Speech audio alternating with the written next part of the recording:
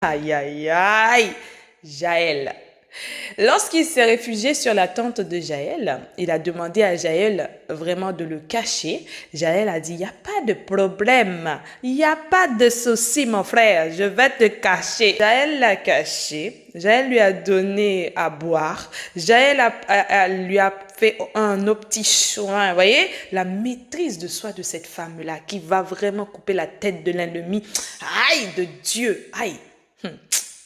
Oui, ça nous enseigne. Et je vais m'appuyer sur cette vidéo pour dire que, vous savez, par moments, nous ratons des batailles, nous ratons des victoires. Nous savons que notre ennemi, il est en face de nous. Nous voyons notre ennemi, nous savons l'Esprit de Dieu nous a montré notre ennemi ou l'Esprit de Dieu nous a révélé qui est.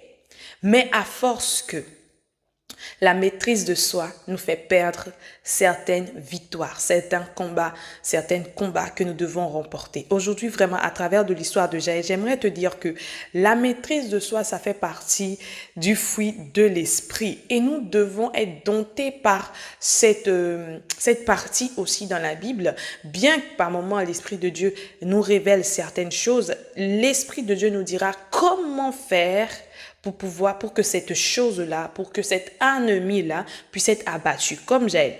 Jaël, Dieu, elle savait pas que c'était elle qui allait vraiment couper la tête de l'ennemi de Dieu. Parce que qui combat le peuple de Dieu, combat Dieu. Alors, donc du coup, qu'est-ce qui s'est passé? Jaël, tout simplement, elle a accueilli ce Sisera, elle l'a accueilli, elle l'a donné à boire, elle l'a écouté, tout ce qu'il lui a dit de faire, elle l'a fait. Et figurez-vous, cet homme a eu confiance et il s'est endormi sous la tente de Jaël. Et lorsqu'il s'est endormi, Jaël a utilisé l'arme que le Seigneur a placée en elle pour pouvoir éliminer celui qui combattait Dieu. Alors aujourd'hui, j'aimerais te dire quelque chose. Il y a eu deux choses que j'ai retenues dans la capacité de Jaël. La première des choses, c'est qu'elle avait la crainte de Dieu. Elle avait la crainte de Dieu. Elle savait que le Seigneur sera avec elle dans ce combat-là. Pourquoi? Parce que cette personne-là était en train de se battre contre l'armée de Dieu, contre les enfants de Dieu.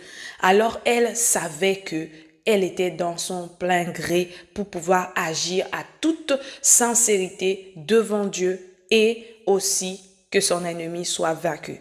Et la deuxième des choses, c'est que cette femme, elle n'a pas crié haut et bas. Elle a utilisé la maîtrise que le Seigneur lui avait placée en cet instant-ci. Elle n'a pas laissé cette maîtrise gaspiller. Elle a su se